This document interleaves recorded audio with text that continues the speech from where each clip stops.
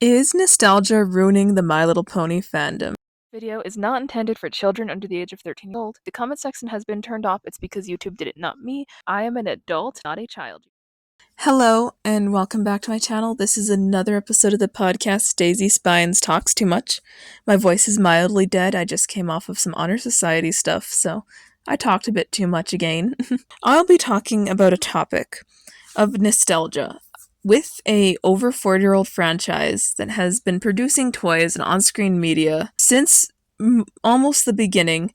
A great deal of nostalgia has formed because nostalgia is simply defined as a sentimental longing or wistful affection for the past, typically from a period or place, happy personal association. I think the nostalgia of life is really weird to describe because we as humans associate things that we saw when we were happy with being better simply because we were happy. And I can see where this is forming problems in our fandom at this stage. Some of us haven't been happy since 2010.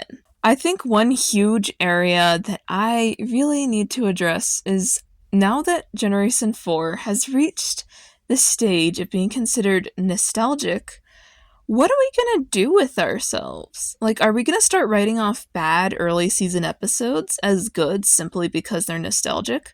Because I refuse to accept the episode with the buffaloes as good. It'll be my hill to die on, that episode is not good, and it's harmful, and that's what bothers me about it.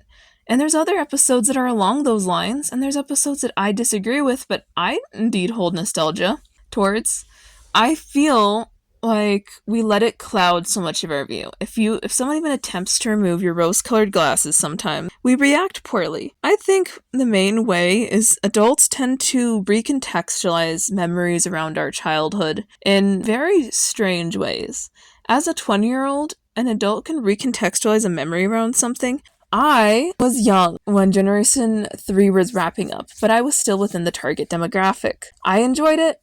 I moved on when it disappeared, kind of faded into sad obscurity, because it was in its very, let's just put it, it was kind of in its dementia era, My Little Pony. Generation 3 Baby Ponies was truly terrible. I saw it as a child and hated it. And Generation 4 captured something in people that I don't think any other generation has to the same extent, where people wanted to really engage with it in a different way. It could just be the internet being itself, and it is the first generation where the internet really latched on to My Little Pony. But people were so happy to engage in something that made them feel better and is wholesome that nostalgia naturally formed around it faster than I could have anticipated. It's wild to me that people are like, oh my god, Generation 4 is so nostalgic because it doesn't feel that old. We are coming up on its 15-year anniversary, and I know that's old. I'm aware of the old. October 10th is not that far away, but it feels so weird to people be like, it's so nostalgic. And I've even seen people be like, I'm so nostalgic for X episode, and I remember the adults in the fandom reacting poorly to an episode. A common thing is people who are in the target demographic like me, who I knew who watched My Little Pony, liked episodes like Mysterious Mare Duel. I didn't like it, and a lot of the fandom doesn't like it, but it's old enough now that I feel that people will hold more nostalgia towards it, obviously. And will that alter our perception to make us like things more simply because it's reached the, well, it's older and I liked it enough then and I wasn't depressed then stage? I think it's a little sad that we depend so much on other media to try to cure how we feel about things. If you're not happy now, going back to things that made you happy before is good, but you have to acknowledge that nothing may ever recapture the happiness you once felt for that thing.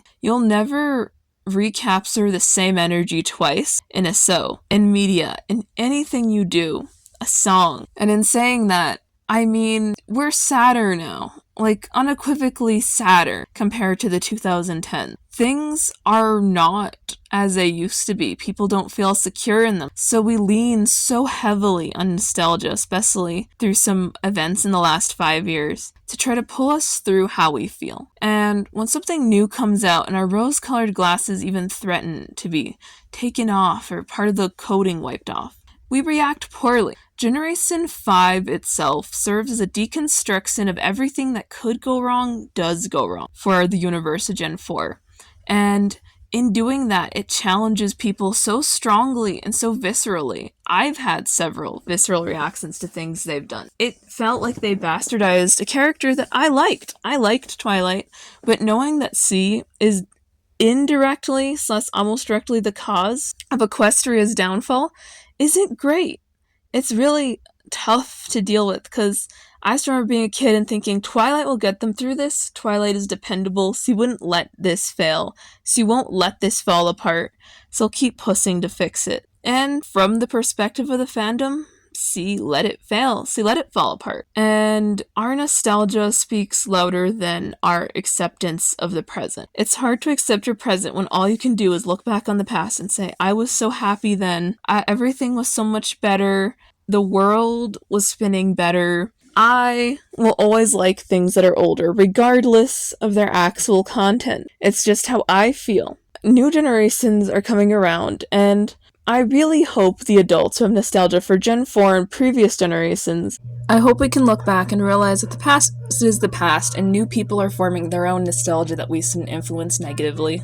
Watching several Brony videos where all they did was reference Gen 3 like it's the worst thing that ever happened. And I just remember it as a fun little romp when I was a toddler because it's for toddlers. Generation 4 aims pretty much as low as you can get, about 3 years old for its target demographic. So obviously it's not very insightful or even smart about most of what it does. It doesn't make a lot of sense. It's just fun. And I like that. I still kind of like that now, because you kind of just shut off your brain sometimes with it.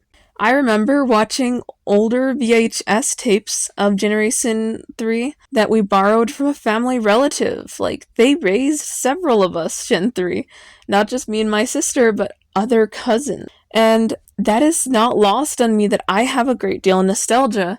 And hearing all these people, especially when I was about 8 to 12, online, just trashing it, was so hard. Because that's my original introduction into this franchise. And I don't see anything that wrong with it. And I'm allowed to enjoy it, but they're acting like it's the worst thing they've ever witnessed. And now we're at a stage where Gen 4 is in a similar situation where people are beginning to forget. And I'm not sure how I feel about that. I mean, there's plenty of people who jump ship really around season 3 or so. A lot of people jump ship. So at this point, 12 years ago, and their nostalgia is so powerful that they really just hate everything post season 3. But I say this with my full chest. Post season 3, My Little Pony has some of the most excellent episodes in the entirety of the franchise. If you don't like the perfect pair, we can't be friends. I mean, really, it's that good of an episode. And there's several other episodes that I love, even though they're not objectively great. I like Power Ponies because I love superhero shows. I'm always watching a superhero show. And I have such a great deal of nostalgia for watching Power Ponies. So it's weird when I see a few people being, like, cruel towards it. And I also really like other episodes that were, I think, liked and appreciated by the fandom from those seasons. I hope so. But let's remember that we need to take a step back, and sometimes we need to wash our rose-colored glasses, or maybe take them off, and really look back and wonder, do I like this because I was happy, or do I like this because it's good? Because there's a difference, and I'm keenly aware that Twinkle Wish Adventure is not good. I like it because it's nostalgic, and it's cute, and it's cozy, and it has the substance of a 0-calorie soda. It doesn't really do anything. I do. And I really hope that people who in a few years will be forming legitimate nostalgia for Generation 5, and maybe even some other ones, are allowed to revel and enjoy in their nostalgia as we have in ours without people ridiculing them. I get it. A lot of people don't like Gen 5, but what happened to it wasn't good, and that's the truth. We needed to accept that maybe our nostalgia isn't a justification for misplaced hate towards something that's just different and not made for us. I'm not the target demographic of Gen 5. I've met several people who are, and some of them enjoy it, but most of these younger individuals, mostly 4-H, weren't into it. But I think it's just the culture of 4-H versus other people, because this was not meant for the. I wouldn't say that this was tailored towards kids who spend most of their time outside poking a pig, so it's not a fair comparison. So I can't say confidently, but there are people who for sure had kids fall in love with that generation and be heartbroken when they didn't get their ending that they wanted, or even a clear, concise conclusion to the story. Like, we left on kind of a huge cliffhanger in Tell Your Tale. That's not good, in my opinion. I still remember the cliffhangers other shows left on that are generally remembered better. Like, have you seen the cliffhanger on Teen Titan, the series? Like the one from the 2000s. That was diabolical. I don't like that. So I do believe that if episodes are ordered, they should be finished and they should be released. They should not be hidden. They should be available to those who enjoy them, even if you don't enjoy them. And the problem is, they ordered a lot of episodes and then didn't deliver and cut contracts with people who were depending on that for income. So, did we let our hate get in the way of the people something's really meant for enjoying it? And I wouldn't blame Hasbro for maybe wanting to distance itself from a lot of bronies and Pegasisters, because we pulled some very odd moves as a community, and I completely understand apprehension towards that. So anyway, let's wrap things up.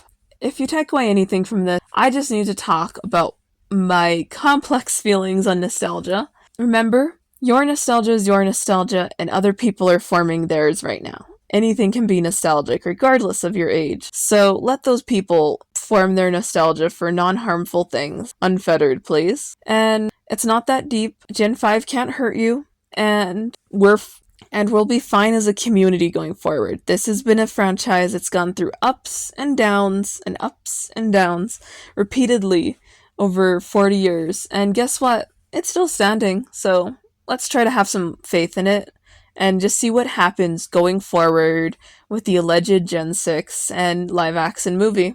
Which I'm not too thrilled about the live action movie, but we'll see how it comes out. All that being stated, please consider coming, and subscribing. I'm glad I got some of these feelings off my chest. This has been Daisy Spines signing out. Bye!